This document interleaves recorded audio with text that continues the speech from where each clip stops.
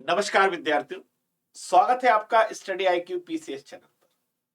कल का हमारा टॉपिक था नर्वस सिस्टम। तो हमने बेसिक्स समझे थे। न्यूरॉन क्या होता है, नर्व सेल क्या होती है, ब्रेन क्या होता है, CNS mean central nervous system, peripheral nervous system, autonomous nervous system. हमारा शरीर उस तंत्र से कैसे बंधा हुआ है, इसकी हमने बात की थी। साथ ही साथ हमने मस्तिष्क का वह हिस्सा भी पढ़ा था जो हिस्सा हमारे लिए सबसे महत्वपूर्ण है, जो हमारे डिसीजन मेकिंग से लेकर, विल पावर से लेकर, इमोशन से लेकर, मेमोरी से लेकर जीवन में सारे बदलाव करने के लिए जिम्मेदार होता है। आज उसी विषय को हम आगे बढ़ाने जा रहे हैं और उस विषय में हम देखने जा रहे हैं कि बाकी मस्तिष्क के अंग किस प्रकार हमारी जीवन शैली को प्रभावित करते हैं और हमें एक बेहतर इंसान और बेहतर परिश्रमी, बेहतर राष्ट्र हित के लिए किस तरह से प्रेरित करते हैं। इसलिए कहा जाता है, ऋग्वेद भी कहता है, युद्ध हो या शांति, सबका जन्म मस्तिष्क में होता है। तो मस्तिष्क के महत्व को समझिए, क्योंकि हर कार्य, हर परिणाम कार्य से होता है और कार्य विचार से होता है और विचार मस्तिष्क में जन्म लेते हैं। जो कंसिस्टेंसी की बात कल हो रही थी, वो भी विचार मस्तिष्क ही प्रदान करता है। तो आज हम सेरेब्रम से आगे बढ़ेंगे और देखेंगे कि मस्तिष्क का क्या हिस्सा है। कल हमने इसकी चर्चा की थी कि आपका लेफ्ट और राइट किस तरह से काम करता है। दरअसल हमारा right side of brain control the left side of body. हमारा मस्तिष्क का दायां भाग शरीर के बाएं भाग को और मस्तिष्क का बायां भाग शरीर के दाएं भाग को नियंत्रित करता है। लेफ्ट को हम maths, language, science, writing, logic के लिए जिम्मेदार मानते हैं, वहीं राइट को आर्ट एंड कल्चर के लिए मानते हैं, पेंटिंग्स के लिए मानते हैं, परसेप्शन के लिए मानते हैं, फेस रिकॉग्नाइज करने के लिए मानते हैं। तो लेफ्ट राइट को कंट्रोल करता है और राइट लेफ्ट को कंट्रोल करने का काम करता है। इसके आगे हम बात करना चाहते हैं, इसके आगे हम बात करेंगे स्ट्रोक की, ये भी कल चर्चा कर चुके थे। आज हम बात करेंगे हाइपोथैलेमस। हाइपोथैलेमस जो है फोर ब्रेन का अग्र मस्तिष्क का एक पार्ट है जो सेरेब्रम के साथ है। ये है हाइपोथैलेमस, ये पिट्यूटरी ग्लैंड, इसके ऊपर है जस्ट हाइपोथैलेमस। तो हाइपोथैलेमस का बड़ा महत्वपूर्ण रोल है। जैसा कि लिखा हुआ है, भूख, प्यास, थकान, क्रोध और शरीर के तापमान का नियंत्रण करने का काम करती है। Hypothalamus the control centre of hunger, thirst, fatigue, anger and body temperature. ये एग्जाम में कई बार आ चुका है, हंगर एंड थर्स्ट सेंटर। कई बार पीसी से पूछा जा चुका है कि हमारे मस्तिष्क का कौन सा हिस्सा भूख प्यास को नियंत्रित करने का काम करता है, तो वो करता है हाइपोथैलेमस। तो सारा काम किसका होता है? हाइपोथैलेमस का होता है, जो हमारी सारी चीजों को मैनेज करने काम करता है।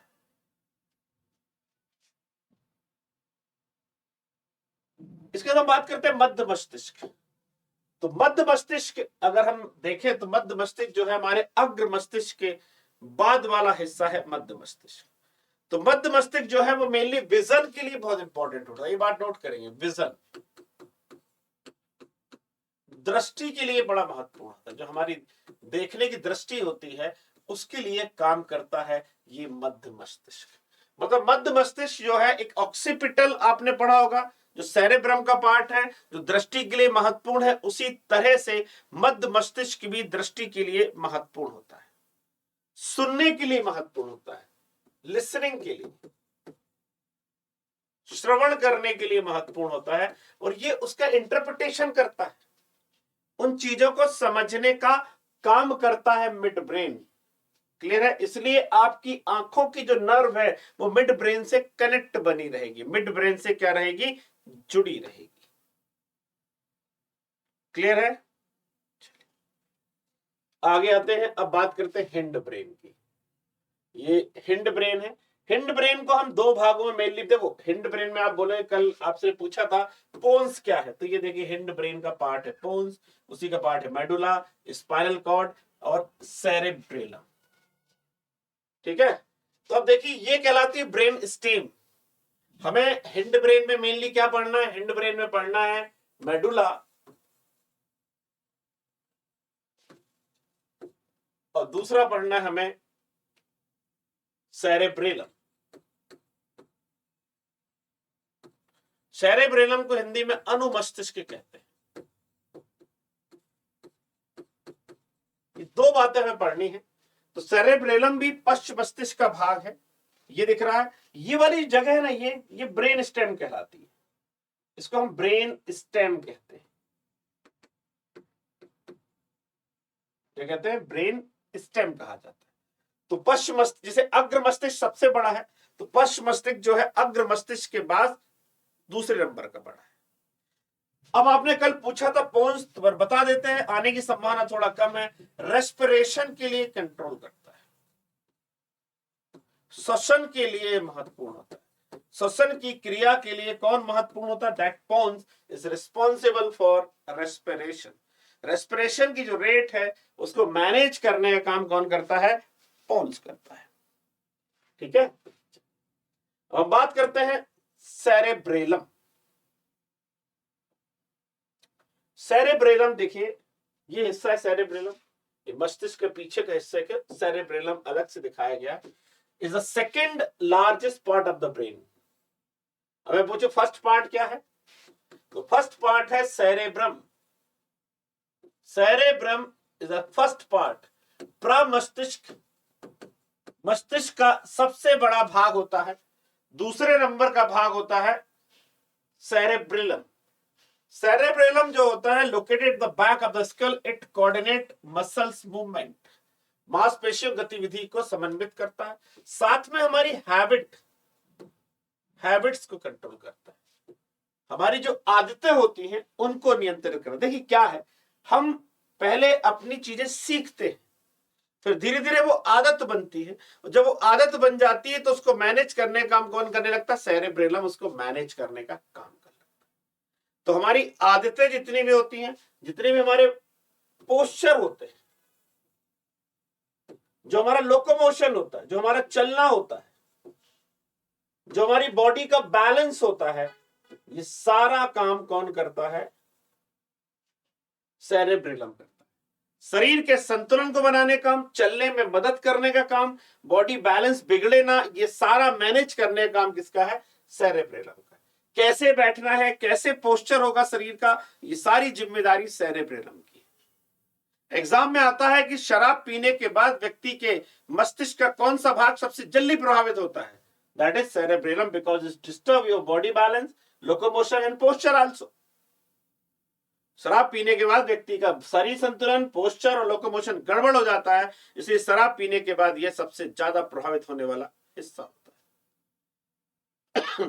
समझ में आ रहा है? नोट करिए इसको।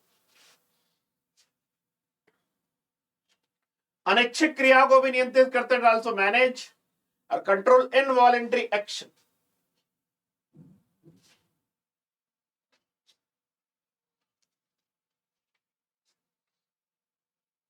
चलिए आगे बढ़े। सेरेबेलम मांसपेशी क्रियाओं का समन्वय और संतुलन करता है ताकि शरीर सुंदर कुशलता से आगे बढ़े। बैलेंस, पोस्चर, कोऑर्डिनेशन को कंट्रोल करता है। सेरेब्रेलम मांसपेशियों, टेंडन, जोड़ों, आंखों और कानों के साथ साथ अन्य मस्तिष्क केंद्रों से भी इनपुट प्राप्त करता है। Cerebellum coordinate and balance the action of muscles so that the body can move gracefully and efficiently. मतलब ये सारा काम किसका है? इस सेरेब्रेलम का है। तो cerebellum control balance, posture and coordination. Clear है? और receive sensory impulse from muscles, tendon, joint, eyes, ear as well as input from other brain center. कुल मिला के जो हम चल रहे हैं, जो खड़े हैं, जो हाथ ये मूवमेंट हिला रहे हैं, दैट इज सेरेब्रेलम। अगर ये गड़बड़ होगा तो हाथ मूवमेंट अनकंट्रोल हो जाएंगे, हमारे नियंत्रण से बाहर हो जाएंगे। तो जहां सेरेब्रम हमारी मेमोरी के लिए, हमारे विल पावर के लिए, हमारे डिसीजन मेकिंग के लिए, हमारे इमोशन को मैनेज करने का काम करता है, वहीं पर सेरेब्रेलम हमारी बॉडी की body language, posture, balance, habits, इसको मैनेज करने का। सेरेब्रम आगे होता है, सेरेब्रेलम पीछे होता है। Cerebrum is a part of forebrain and cerebellum is a part of hind brain.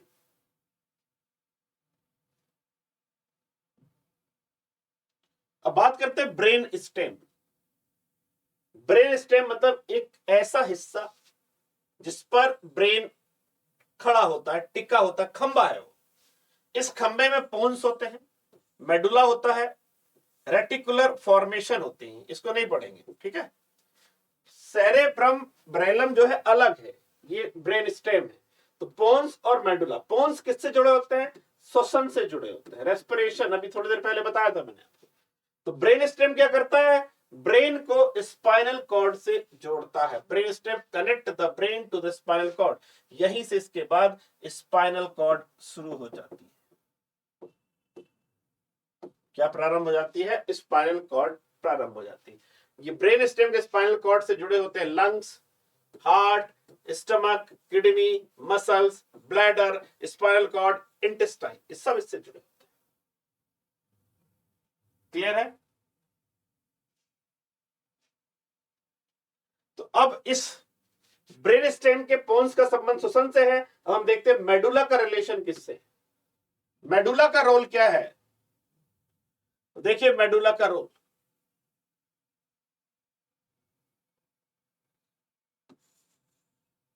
पहले ब्रेन स्टेम एक बार और देख लीजिए। ये ब्रेन स्टेम है, ये स्पाइनल कॉर्ड, यहां शुरू हो गई स्पाइनल कॉर्ड।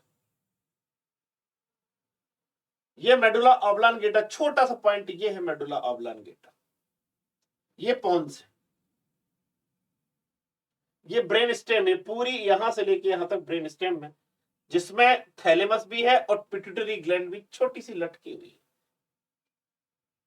दिख रही है आपको छोटी सी पिट्यूटरी ग्लैंड, पीयूष ग्रंथि। सबसे छोटी ग्लैंड कौन सी है हमारी बॉडी की? Pituitary gland. और सबसे लार्जेस्ट ग्लैंड कौन सी है? That is liver. सबसे बड़ी ग्रंथि है लिवर। तो मेडुला क्या है? इसको हम मेडुला ऑब्लांगेटा कहते हैं, कभी कभी ओनली मेडुला भी कह देते हैं। मेडुला में व्हाइट मैटर होता है जो रीढ़ की हड्डी और मस्तिष्क के बीच आवेगों का संचालन करता है। The medulla connect white matter that conduct impulse between the spinal cord and brain। मतलब अगर मेडुला की बात करें तो medulla is the mediator between spinal cord and brain. मतलब मेडुला का काम यह है कि मस्तिष्क और मेरुरज्जु के बीच में मध्यस्थ की तरह काम करना, मतलब हर मैसेज वहां से पास होकर निकलेगा। The medulla control involuntary function. Medulla अनिच्छित कार्यों को नियंत्रित करते हैं, इसमें श्वास, बीपी, हार्ट, डाइजेशन, निगलना, खांसी, सब क्या करता है? कंट्रोल। हार्ट रेट करता है, ब्लड प्रेशर करता है, ब्रीथिंग करता है, डाइजेशन, स्वेलिंग एंड कफिंग, सारी चीजों को नियंत्रित करने का इनवॉलेंटरी एक्शन है।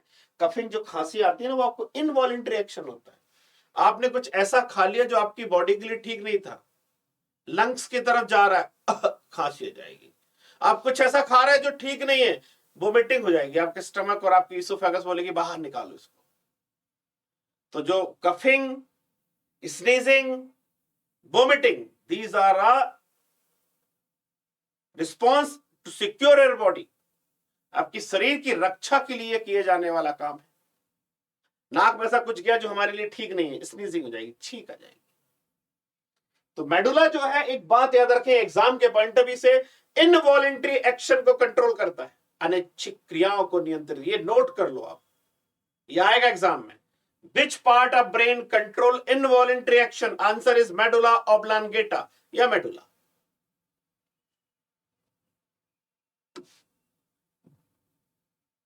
ये बात है ब्रेन का डेवलपमेंट की बात है।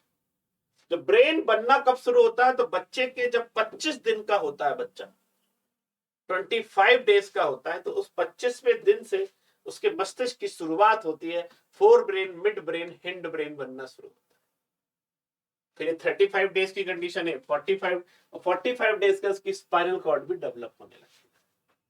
25 दिन में उसके मस्तिष्क के 3 हिस्से, fore brain, mid brain, hind brain दिखते हैं।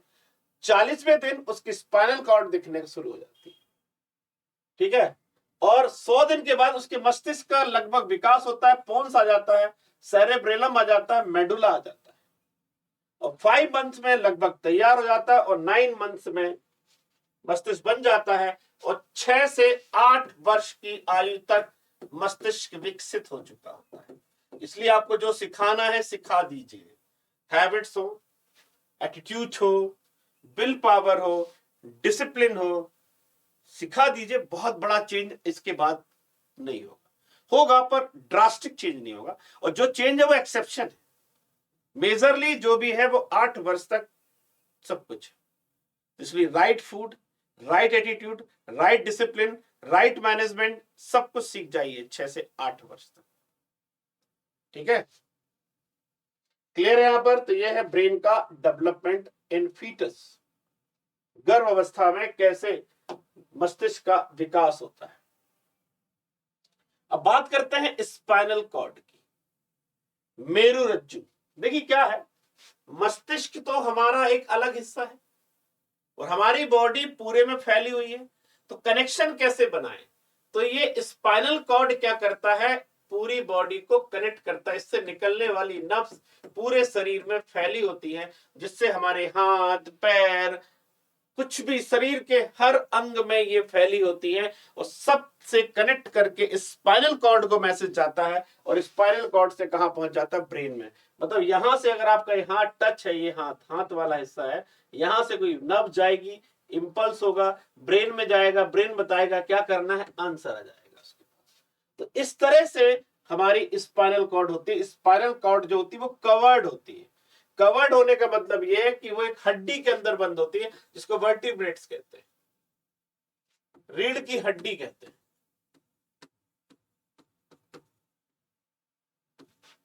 33 इसमें वो होते हैं जो एडल्ट में 26 हो जाते हैं। पढ़ा है हमने पहले। अगर आपने नहीं पढ़ा है तो प्ले लिस्ट में जाकर स्केलेटन सिस्टम पढ़िए। ये जो रीढ़ की हड्डी होती है ये बीच में हॉलो होती, खोखली होती है, एक के ऊपर ऐसी रखी रहती है और बीच में कैसी होती है, खोखली होती है, जिसके अंदर एक लिक्विड भरा होता है। इस लिक्विड को हम स्पाइनल कॉर्ड कहते हैं। ये मेरी बात समझ में आ रही? क्या भरा होता है? एक लिक्विड भरा होता है जिसे हम कहते हैं स्पाइनल कॉर्ड।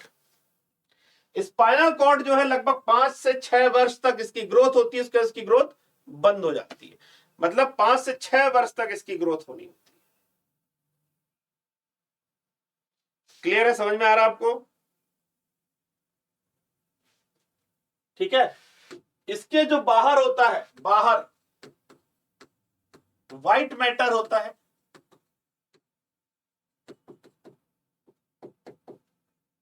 और अंदर वाले भाग में ग्रे मैटर होता है। इसमें सीएसएफ होता है, बीच की जो हिस्सा होता है उसमें सीएसएफ होता है, सेरेब्रल स्पाइनल फ्लूइड होता है। सुना है कि नहीं सुना आपने? कई बार जब आपकी बॉडी में इन्फेक्शन ज्यादा होता है या आपके चीजों को पता करने के लिए आपके इंजेक्शन लेते हैं, वो आपकी रीढ़ की हड्डी में जाता है और उससे फ्लूइड निकालते हैं और पता करते हैं कि इन्फेक्शन का लेवल क्या है। सीएसएफ टेस्ट कहते हैं, सेरेब्रल स्पाइनल फ्लूइड टेस्ट कहते हैं। ठीक है, क्या कहते हैं हम? सीएसएफ कहते हैं। काम क्या भैया इसका? स्पाइनल कॉर्ड का काम क्या है? तो काम देखते, फंक्शन।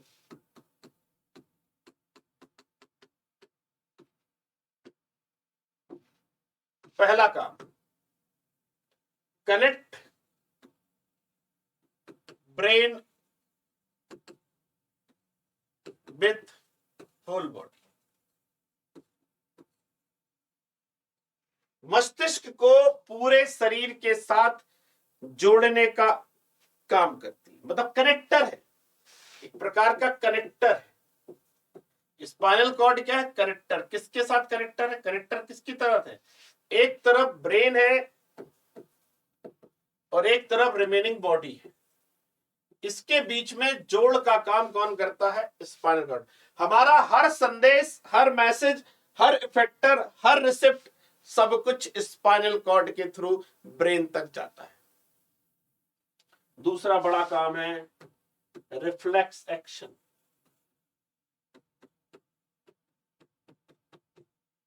रिफ्लेक्स एक्शन को मैनेज करने का काम करता है हमारा स्पाइनल कॉर्ड।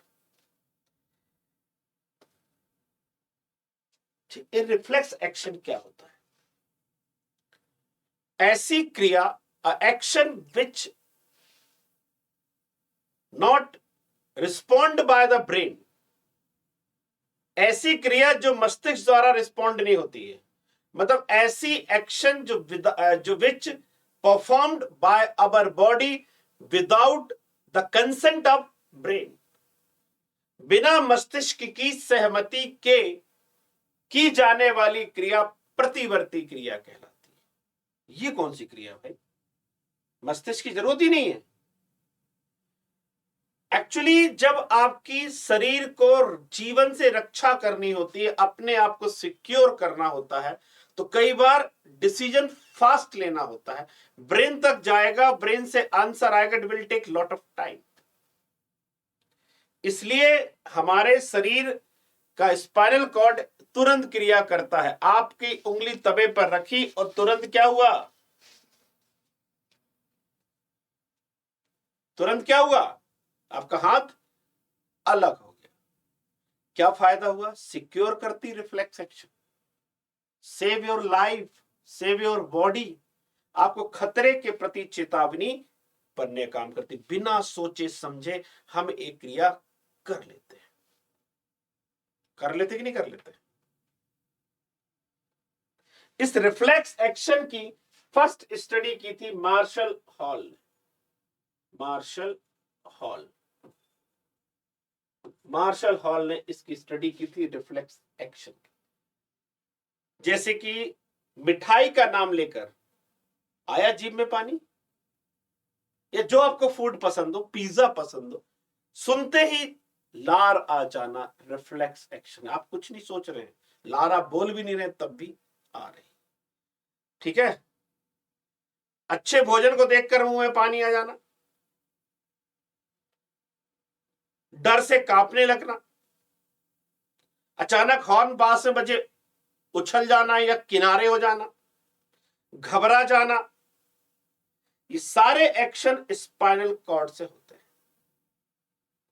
लगभग 150 से 200 मीटर पर सेकंड की तरफ से स्पीड से ये काम करते हैं। तो क्या फायदा है इनसे? मैंने बताया आपको। क्यों भाई ये रिफ्लेक्स एक्शन क्या फायदे देते हैं? इंटरव्यू पूछ लेंगे। तो रिफ्लेक्स एक्शन, अगर आप बायो के हैं तो रिफ्लेक्स एक्शन से पहला फायदा है सिक्योर योर लाइफ, जीवन बचता है। सबसे important, it reduce the burden of brain, मस्तिष्क के बोझ में कमी करता है। कुछ निर्णय तो भैया खुद ही ले लो ना यार, क्यों बार बार कर रहे हो? जब तवे पर उंगली रखी तो अलग हाथ अलग करना ही है ना।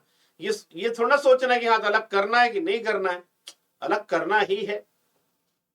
तो कुछ कार्य ऐसे होते हैं जो मस्तिष्क मेरुरज्जु को सौंप देता है कि ये वाले काम तुम ही करते रहना। तो उसके कारण क्या, तो मस्तिष्क के बोझ में कमी आती, तो मस्तिष्क बड़ी चीजों पर अपना ध्यान लगा कर रखता है। क्लियर है? तो ये कहलाती है रिफ्लेक्स एक्शन। और हॉल ने जो कुत्ते पर भी किया था कि घंटी बजाते थे, कुत्ता आता था और भोजन करना, लार उसकी टपकने लगती थी। ठीक है?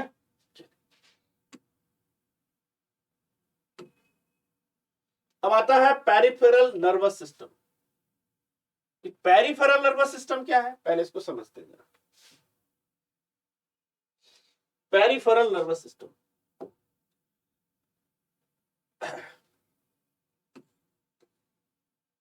ये ब्रेन और ये स्पाइनल कॉर्ड, ये सेंट्रल नर्वस सिस्टम का पार्ट है, केंद्रीय तंत्रिका तंत्र का हिस्सा है।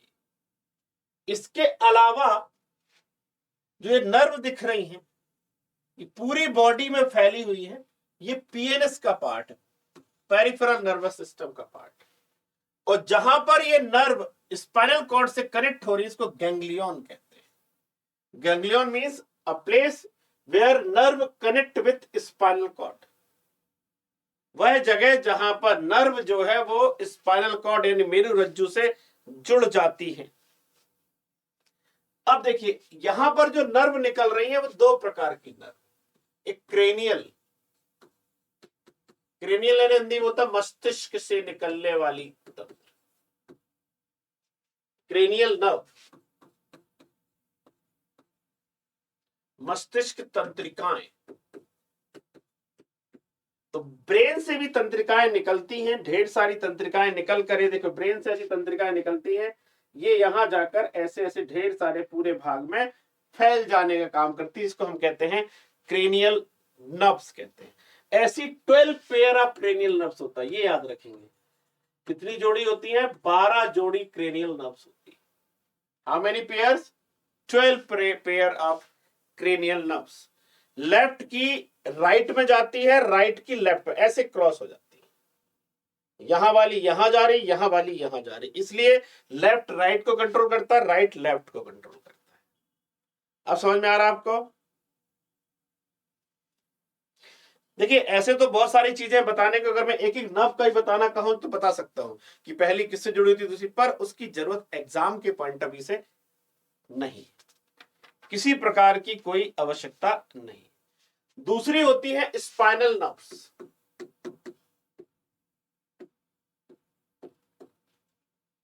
थर्टी 31 पेयर होते हैं, 31 जोड़ी स्पाइनल नर्व। बस इतना याद रखिए, 12 जोड़ी ये, 31 जोड़ी ये, याद रहेगा। तो हमने क्या क्या पढ़ लिया, देखिए फिर से रिवाइज कर देता हूं इसको, है ना, फिर से रिवाइज कर देता हूं एक बार।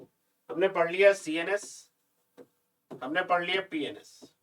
सीएनएस में पढ़ा ब्रेन, मस्तिष्क और स्पाइनल कॉर्ड। पीएनएस में पढ़ा क्या? 12 pair of cranial and 31 pair of spinal.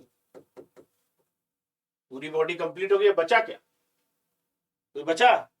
पर देखो मस्तिष्क भी सोचता रहता ना कि यार हर काम जब फिक्स्ड है, जब सुबह तक को 10 बजे ऑफिस आना है, तो क्यों बार बार लोगों को बोला जाए 10 बजे आओ, 10 बजे आओ, 10 बजे आओ, 10 बजे आओ? क्या जरूरत है बोलने? उसकी वजह हम एक सिस्टम बना दे, सॉफ्टवेयर बना दे, राइट वर्ड है सॉफ्टवेयर बना दे। किसी के घर अगर 5 मिनट की दूरी पर है, अगर वो 9:55 पे नहीं निकला है तो उसको पुश करना, धक्का दोगे, जल्दी भागो, तो एक बोलेगा तेज चलो। और अगर वो 9:30 पे निकल गया है आधा घंटा, जबकि 5 मिनट में पहुंचना है, तो बोलेगा स्लो चलो।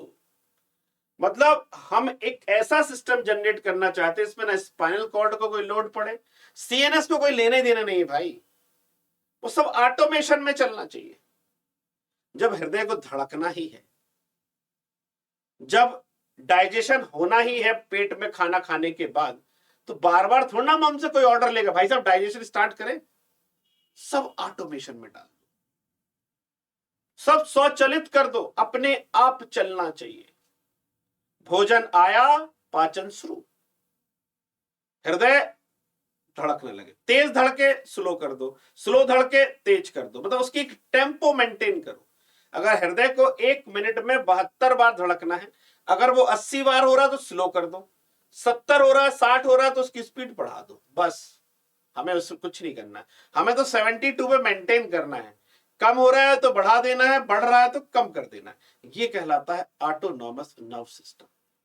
एएनएस की अब हम बात करेंगे। और ऐसे शरीर के बहुत सारे अंग, जैसे किडनी है, उसका काम फिल्टर करना है भाई। लंग्स है, सांस लेना। अब क्या वो बार बार मस्तिष्क से पूछेगा कि सांस ले कि नहीं ले? मस्तिष्क मना कर देगा तो क्या बंद कर दोगे सांस लेना? ये ऑटोनॉमस सिस्टम है, ये अपने आप चलने वाला तंत्र है। ये मेरी बात समझ में आ रही है? एएनएस की बात करेंगे।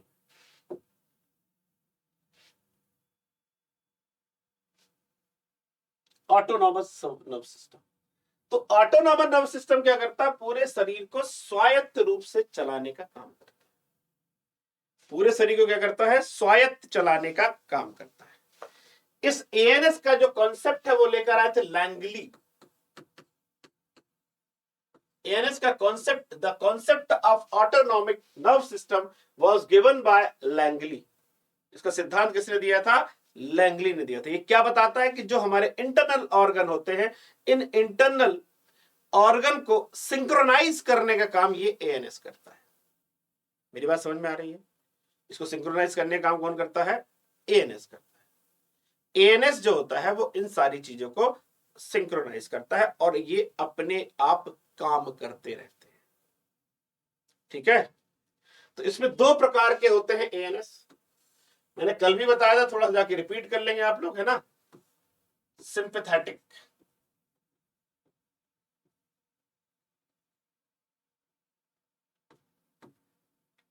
पैरासिम्पैथेटिक।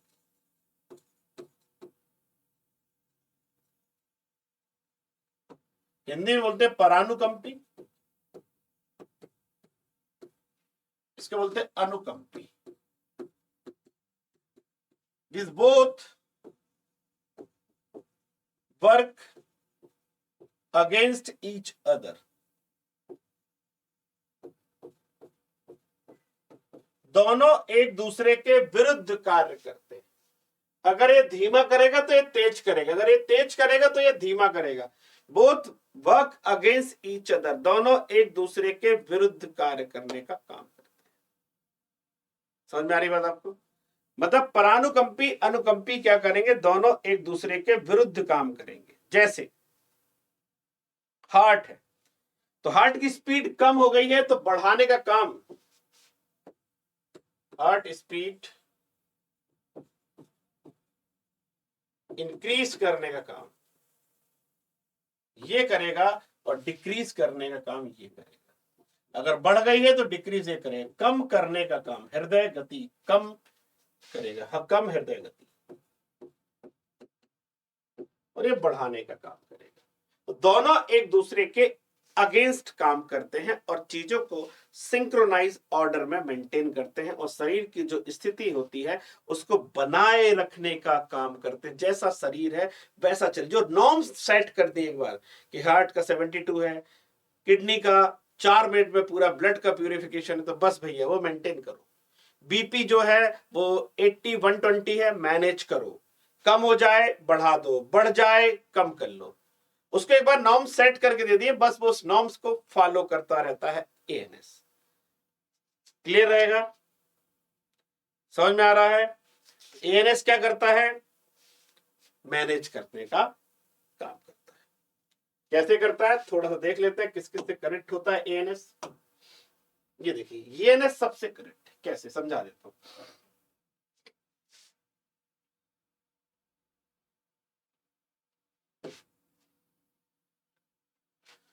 ये है पैरासिम्पैथेटिक, ये है सिंपैथेटिक, अनुकंपी और परानुकंपी। ठीक है, हार्ट से, रेस्पिरेटरी से, स्टमक से, small intestine, colon, kidney, uterus, bladder, colon, genital organ सबसे कनेक्ट होता है। हर अंग से जो भी लगातार परफॉर्म करते रहते हैं उन सब से क्या होता है, ये जुड़ा होता है। ठीक है, अब कैसे जुड़ा होता है उसको भी समझा देते हैं कि करता क्या है जुड़े होने के बाद। देखिए ये एएनएस क्या करता है, ये है पैरासिम्पैथेटिक, ये है सिंपैथेटिक। हिंदी में इसको कहते हैं परानुकंपी, इसको कहते हैं अनुकंपी। ये पीपल को कंस्ट्रक्ट करता है, छोटा करता है, वो फैलाने काम करता है। ये लार स्टिमुलेट करता है, ये रोकता है नहीं बहाव रहा। ये फेफड़े को सिकोड़ता है, वो रिलैक्स करता है। ये हार्ट रेट को स्लो करता है, वो इंक्रीज करने का काम करता है। स्टिमुलेट प्रोडक्शन ऑफ बाइल, ये पित्त बनने को प्रेरित करता है, ये क्या करता है, स्लो करता है। ठीक है, ये ग्लूकोज रिलीज करने को बोलता है, ये ग्लूकोज रिलीज करने से रोकता है। ये डाइजेशन को बढ़ाता है, वो स्लो करता है डाइजेशन को। दोनों एक दूसरे के अगेंस्ट काम करते हैं। ये cause an erection, reduce blood flow करता है। दोनों एक दूसरे के विरुद्ध कार्य करते हैं। इसको नोट कर लेंगे तो आपके पास एक डिटेल बन जाएगी। आपके पास ज्यादा आएगा नहीं, आपको पास सीएनएस पीएनएस अच्छे से पढ़ा होना चाहिए। फिर से रिवाइज करते हैं। सेरेब्रम सबसे बड़ा भाग, memory, emotion, judgement, logic, decision making, will power. Note हो गया। हाइपोथैलेमस, हाइपोथैलेमस हंगर थर्स्ट का सेंटर, भूख प्यास का केंद्र, घृणा का केंद्र, प्यार का केंद्र। क्लियर? सेरेब्रेलम, सॉरी मिड भी कर लेते हैं, मिड ब्रेन विजन के लिए, साउंड को सुनने के लिए मिड, ठीक है। सेरेब्रेलम बॉडी बैलेंस, लोकोमोशन, चलना, पोस्चर को मेंटेन करना, हैबिट आदत, संतुलन, पोस्चर, गति करना, ये सब सेरेब्रेलम। मेडुला, मेडुला इनवॉलेंट्री एक्शन को कंट्रोल करता है, अनैच्छिक क्रियाओं के लिए मेडुला। देखिए इतनी सारी चीजें पढ़ी, आप देखिए 5 मिनट सब खत्म हो रहा है। PNS, peripheral nervous system, brain और स्पाइनल कॉर्ड को छोड़ दो, सब पीएनएस है। पीएनएस में 12 जोड़ी कोशिकाएं ब्रेन से निकलती है, क्रेनियल नर्व्स कहते हैं 12 पेयर। स्पाइन से निकलती है स्पाइनल नर्व 31 पेयर। 31 जोड़ी निकलती है मेरुरज्जु से और 12 जोड़ी निकलती है मस्तिष्क। फिर एएनएस ऑटोमोशन में काम करता है, शरीर के अंग एक सिंक्रोनाइज्ड वे में काम करते हैं, इसके लिए एएनएस बना हुआ है। स्पाइनल कॉर्ड रिफ्लेक्स एक्शन को मैनेज करता है। हो गया रिवाइज पूरा, जितना मैंने आखिरी बताया वही निचोड़ है। 99% यही आएगा जो अभी मैंने 5 मिनट में बोला है, ध्यान से सुनना है। फिर से रिपीट कर देता हूं। सेरेब्रम सबसे बड़ा है, 4 ब्रेन का हिस्सा है।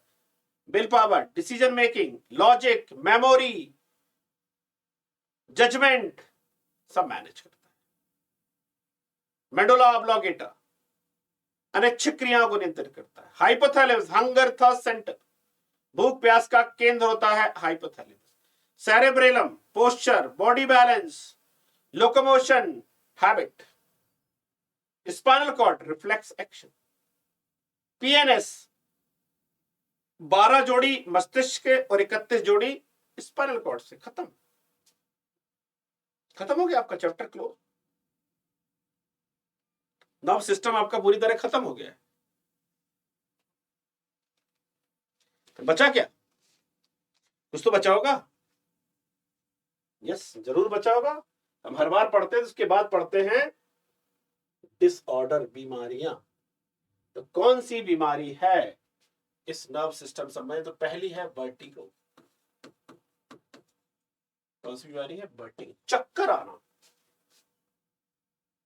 वर्टिगो का चक्कर आना, आपका सिर घूमने लगेगा, बॉडी कंट्रोल नहीं करेगी, ये वर्टिगो कहलाता है। जनरली ये ईयर से संबंधित होता है। कान में एक द्रव भरा होता है, वो द्रव के गड़बड़ हो जाने के कारण ऐसा होता है। कान में क्या भरा होता है? एक द्रव भरा होता है जिसे लेब्रिंथ कहते हैं।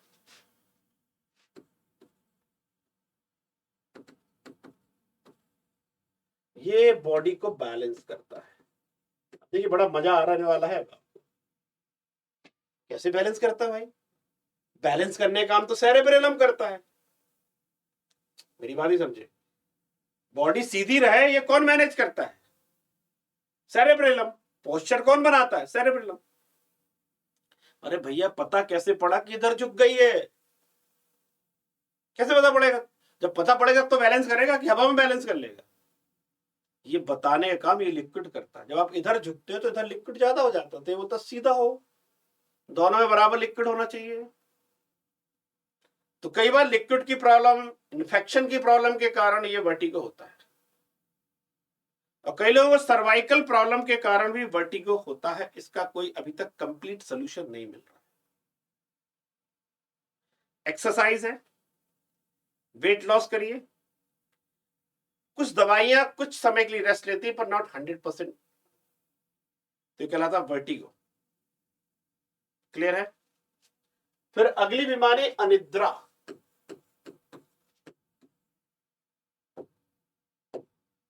अनिद्रा मतलब नींद ना आना, इंग्लिश में बोलते हैं इंसोमेनिया, नींद ना आना, अनिद्रा कहलाता है।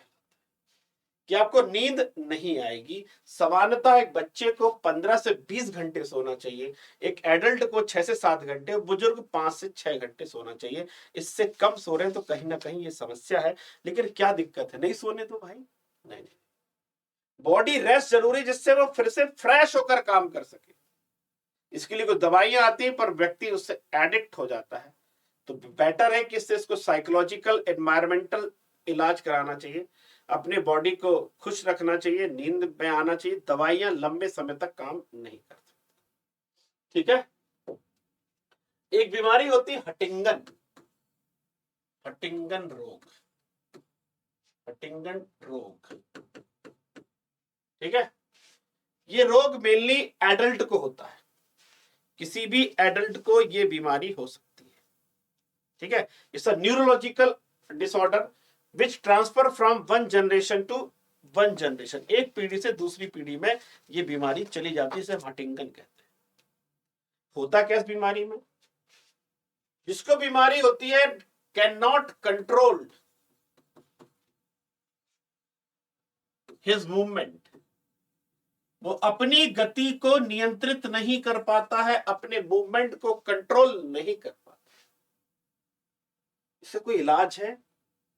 नहीं, इसका कोई परमानेंट इलाज नहीं है। ऐसा कहते हैं कि धीरे धीरे 10-15 साल बाद व्यक्ति की डेथ हो जाती है। जनरली वयस्क अवस्था में बीमारी सामने आती है, उसके पहले बीमारी सामने नहीं आती है। क्लियर हो गया? हटिंगन याद कर लेंगे, हटिंगन भी एक प्रकार का न्यूरोलॉजिकल डिसऑर्डर है, ये आपको पता होना चाहिए। फिर अल्जाइमर,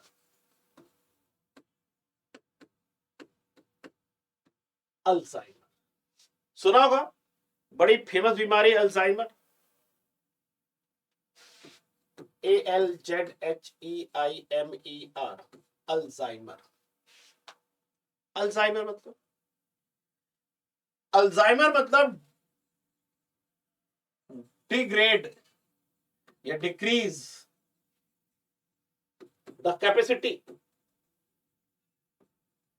ऑफ ब्रेन, मस्तिष्क की क्षमता का ह्रास होना। क्षमता ह्रास होना मतलब आपको ना याद रहेगा, मेमोरी लॉस हो जाएगी, अपने इस एनवायरनमेंट के साथ कंट्रोल नहीं, एडजस्टमेंट नहीं कर पाओगे। ठंडी है, गर्मी है, रिस्पॉन्ड नहीं कर पाओगे अच्छे से, किसी ने कुछ पूछा समझ नहीं पाओगे, रिफ्लेक्स आपके स्लो हो जाएंगे। तो बड़ी गंभीर बीमारी है। और कभी कभी इस बीमारी में बुजुर्ग लोग बच्चों की तरह व्यवहार करने लगते हैं, जिद करना, रोना, अपने बॉडी पर कंट्रोल नहीं करना, गिर जाना, ये सारे काम करने लगते हैं।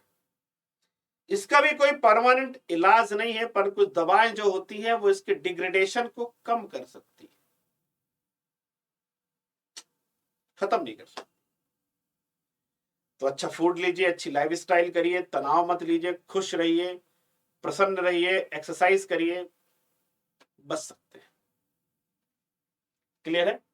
फिर अगली बीमारी की बात करते हैं, पार्किंसन। ये भी आपने सुना होगा।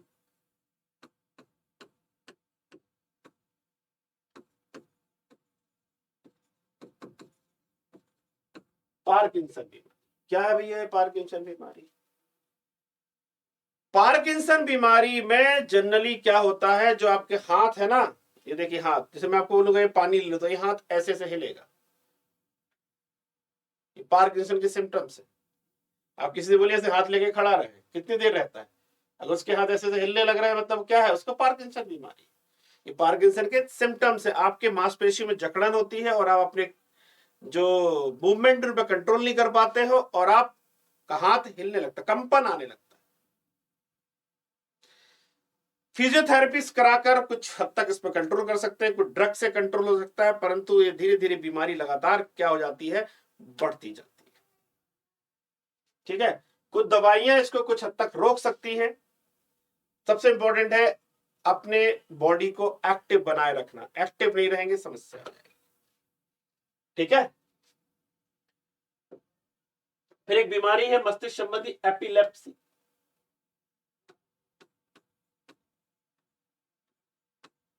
हिंदी में कहते हैं मिर्गी।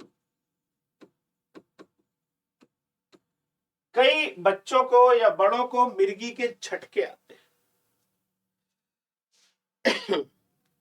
क्योंकि कहीं ना कहीं बॉडी में इलेक्ट्रिक सिग्नल की प्रॉब्लम होती है और वहां पर वो बिल्कुल चेतना शून्य हो जाते हैं, उनको पता ही नहीं पड़ता क्या हो रहा है, क्या हो गया।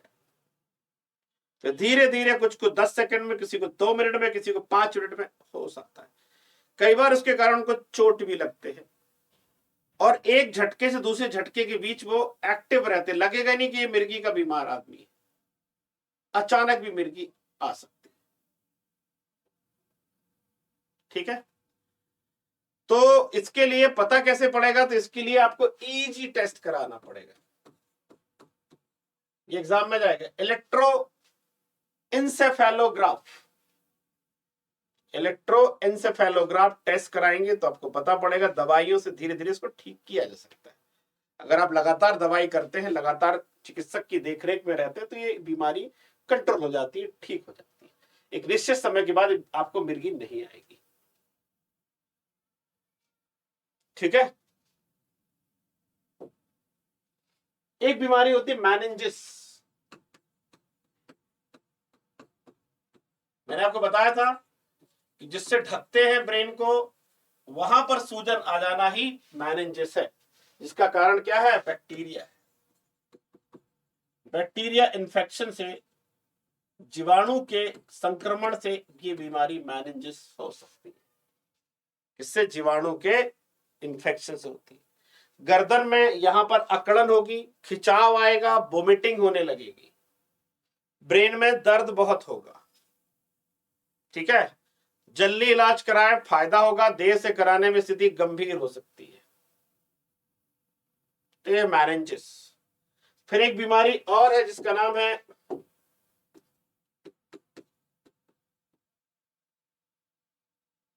एंसेफ्लाइटिस।